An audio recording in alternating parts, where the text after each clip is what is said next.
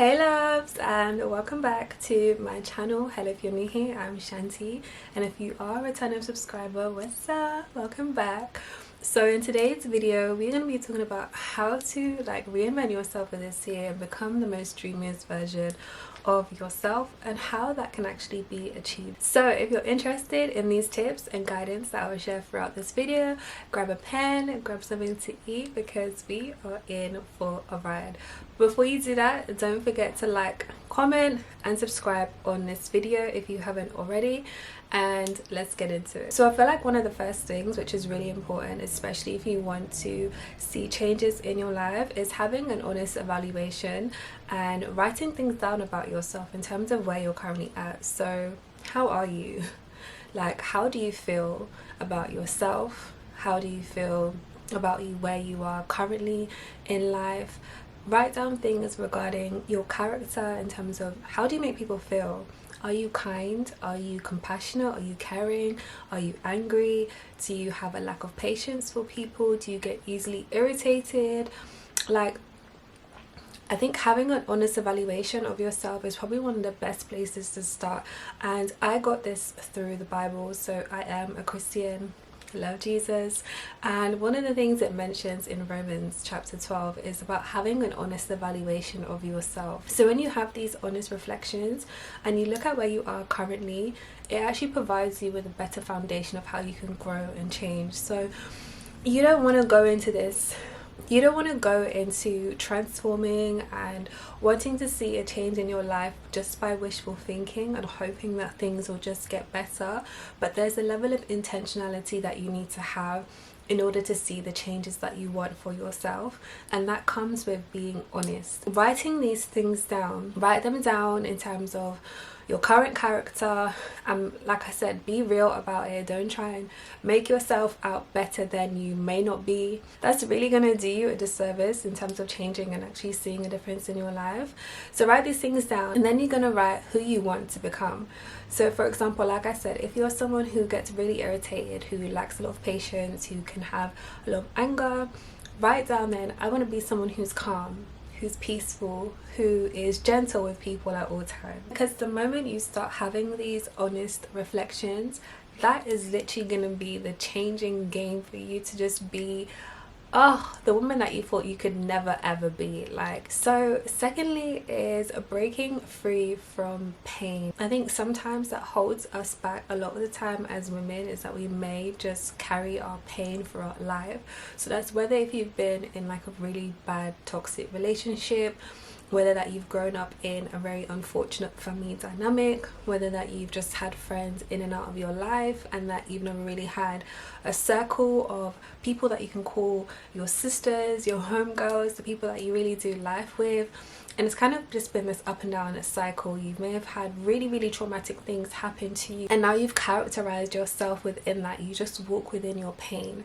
And I just want to encourage you that if that is you, that one of the things that the Lord promises is that He is close to those who are brokenhearted, and He brings healing, He brings restoration, He brings freedom from these things that would hold us back and break us down and keep us in this place of depression and darkness and low self-esteem and low self-worth, and that our identity is just based upon what people think about us. But now we are going to turn the leaf and we're going to start a new chapter. This is a year of new beginnings, new prospects, new outlook, and a fresh opening for your life, and for you to walk confidently in that. But there has to be, again, a level of intentionality where you break free from your pain, whether that's you now start to reinvest and walk closely with God so that He can really prune these things in your life and reveal such a new identity within yourself, because I feel like that's something that God really did for me. Or there could be things like therapy and counseling, or just hopefully finding yourself in a better environment for you to start that healing process. But you never want to carry yourself or weigh yourself down by this victim mentality because of things that have happened to you. It's just literally become your identity. Because one thing I realized is that people who walk in their pain, it can have such a big impact on those people around you, and And yeah, I'd always encourage, especially like if you're going through things with people around you, to be supportive. But like, again, we are only human, and I guess there is only so much we can bear when it comes to people's personal trauma and pain.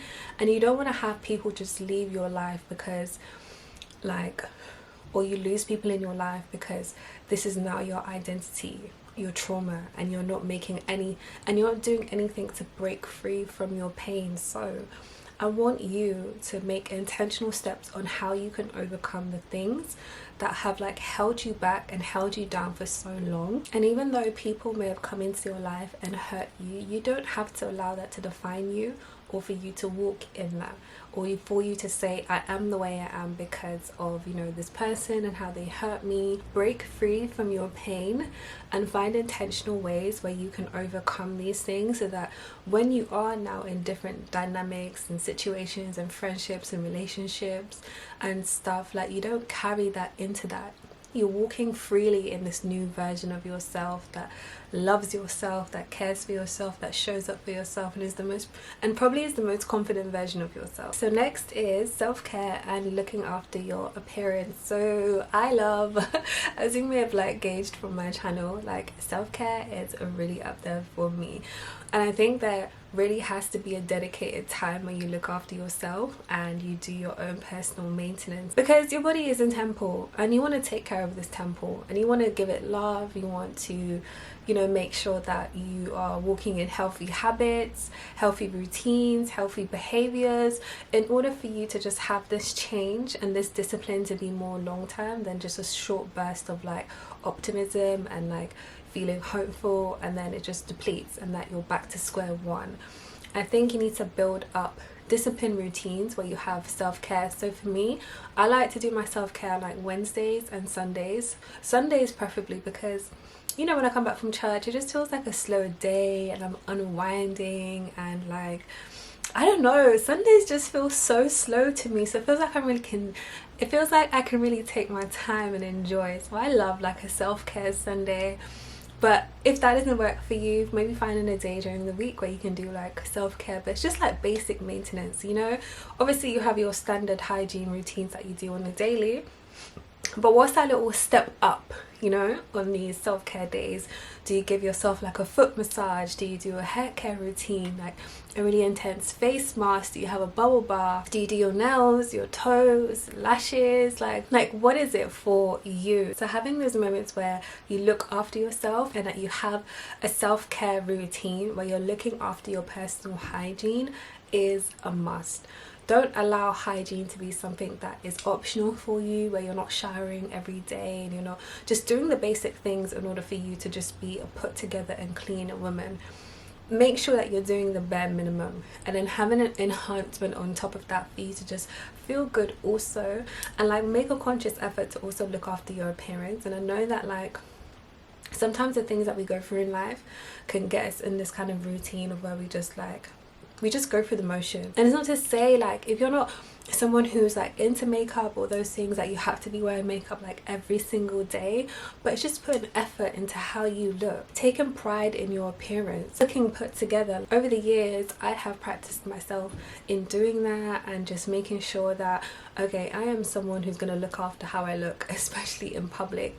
But it has to start from at home, because you just don't want this to be something that you just do when you're out and about, but it's something that translates at your space that you're in, your home, and that this is something that you just do anyway. If you need a kind of like visual reference for these things, there are so many videos online and so many great YouTubers that go through like self-care routines and things that you can take from them. There's things on my channel, and you can also use Pinterest in terms of having something visual to look at, so it gives you that kind of encouragement. If you are looking for ways to like enhance your appearance and to dress better, to find your own personal style, then yeah, definitely create like a Pinterest board to kind of give you that visual reference, so you have something as a guide when you are now making these changes in the self-care department. So next is having a standard for your friendship and relationships. Yeah, sometimes when in like friendships and stuff, we can tolerate things and it can really beat us down, wear us down, and we just kind of grit our teeth through it. But I think having a standard for your friendship is so important, because a lot of people say this, and it's very true, the people you surround yourself with and have such a big influence on the type of person that you are and even the person that you will become. So you have to have a real standard for your friendships. It is not to say that like the people around you have to be super materialistic or just like about this high maintenance lifestyle. Not at all. I think this is more related, it's not related in terms of appearance. I think it's more related in terms of heart and character. Like, are the people around you, do they inspire you or encourage you to do better, or are they holding you back? Or even their mentality and mindset that can kind of hold you back or keep you in places where you don't want to be? Who are the voices that are cheering you on and encouraging you when you're making these fruitful changes in your life? Or are there people around you that are just kind of keeping you back, or they're so accustomed and used to like you being this like old version of yourself and they don't really want you to evolve or change? You need to have a standard for your friendship, and this also translates into like relationships as well. Don't just settle, especially knowing that this is not something that you want, or feeling like toxic situations are good. They're never good. And I think like it can be really glamorized, like being in toxic situations, as if there's any kind of benefit to that. If anything, it just like it kind of goes against you, especially when you potentially meet somebody that exemplifies integrity, love, kindness, and all those great things like within a man, and because you're just not used to that, you think, oh, you're doing too much, or it's an ick, all these type of things, and then you just disregard that and kind of stay in your comfortability zone, which is really holding you back. No, we need to raise the bar when it comes to relationships and friendships to have more fruitful ones. So next is having a vision for your life. You need to have a sense of idea in terms of where you're going to be and how these things are going to be executed, because it's all great like writing things down, creating your vision boards, and just having all these aspirations in terms of, you know, the woman that you want to become, or how different you want life to look like for you in this new year. Planning things aimlessly and just having wishful thinking and hoping that, you know, I hope I can achieve this. Like, what is your motivation and what's your reason why? So you need to attach a why to the things that you're doing. If you have things on your mood board that are related to health and fitness, okay, why is it that you want to start the gym and taking your fitness journey more seriously? The why is because I want to build healthier habits in my life. I want to achieve a better physique in the gym. I want to do this because, like, what is your because behind these things? And once you find your motivation, your why, your because, it helps you have more of a realistic kind of strategy and approach in terms of how these things can be done in your life. You don't want to go through life just passively, like delusional. And I know people love to say delulu and all this but let's not walk in delusion this year. Let's walk in reality and let's be practical. I want to know your why, so write down your why, and that will help you to become more focused and determined in order to actually see that come into fruition. So next is living in this masculine energy. That has to go. If we're going to do the ins and outs for this year, in is walking in your femininity, and out is carrying all this masculine energy with you. Because sometimes, you know, as independent women, even myself, we can have this, I'm a go-getter, I can do it by myself, I don't need nobody's help, I got me. But I think it's a blessing, especially if there's people in your life that want to serve you, that want to bless you, that want to help you, that want to support you. And I think your arms should be really, really open to this. But it's not to say that you can't do things for yourself, or that I'm saying that you should just be somebody who just does nothing with their life and yeah, a man should step in, or other people should be the reason why things are done in your life.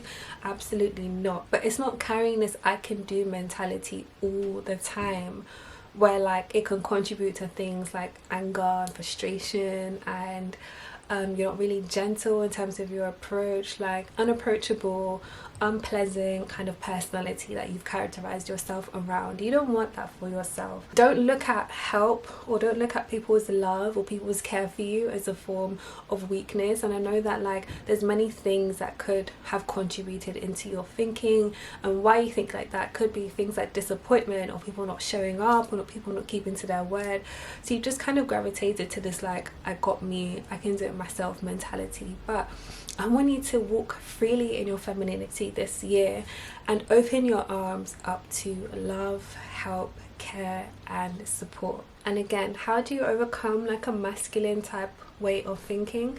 It comes with a level of intentionality. You have to be intentional with the kind of woman that you want to be this year. So if you want to be a woman who is taken care of, who is looked after, who is loved, who is valued, who is spoiled, who is just, yeah, like, you have to welcome that and your arms have to be open to that. So moving on is, what are you waiting for? Fear and timidity and all these things are just holding you back. But this is the year to not shrink back, but to be bold and walking that confidence that will elevate you in so many ways. Letting time pass you by, procrastinating, and just your life is just consumed with so much delay, and you don't want to go into another year where it just passes you by. And again, like with the other things that we were talking about in this video, is having your why. So think about, okay, if I don't do this, what will happen? If I don't do this, what could potentially be the outcome? And then if I do this, what are the prospects of that could happen? If I am consistent, what are the things, what are the fruits that can come from consistency? What are the changes that could be seen in my life through this? Girl, get up. No more comparing yourself to other women and looking at other people online and just like fueling yourself with negative thoughts, because you know this is things that you want to see for yourself as well. These things can be just as achievable for you as it is with other people. You just have to want it. And so with that being said, my final point, and above all the things I have mentioned today in this video, is holding on to God. When I tell you, like, a life without Christ just almost feels meaningless to me, because God is so faithful, and I don't put the basis of my faith on what happens in my life and how great my life looks, or I just go to God out of convenience. Like, having a genuine and authentic relationship with the Creator, you know, walking closely with Him, journeying with Him, because like, yeah, there's only so much we can do in our human strength, but with God on our side, with Christ on our side, especially things when it comes to character changes and being disciplined and not being lazy or idle or wasting time, like, God really strengthens and gives power in these areas. Even in places where it was just really dark for me, like depression and sadness, and God really took me up from the valley, and He just really showed me what a beautiful life looks like for Him in Christ. And you know, when you meet some people and their presence just fills a room, like there's almost such a godly glow on their life because of the way that they live, just their character, and you can see when God has done a work in somebody, and that very same work can be done with you as well. So yes, we can have all these achievements, all these things that we want to get done, but for me, without God, there is just such a difference when God is involved and when God has His hand on it and when God is guiding you. So hold on to God. If building your faith and building your relationship with Christ this year is one of those things, don't waste time. Like, be intentional about that, and then you'll just see like so many different things will just like fall into place and feel better, and you just step into like this newfound freedom that you thought that could never be achieved for your life. So I hope you have enjoyed today's video. Again, don't forget to subscribe. I hope this has been helpful, and that 2024 is going to be the best year yet for you. See you in my next video.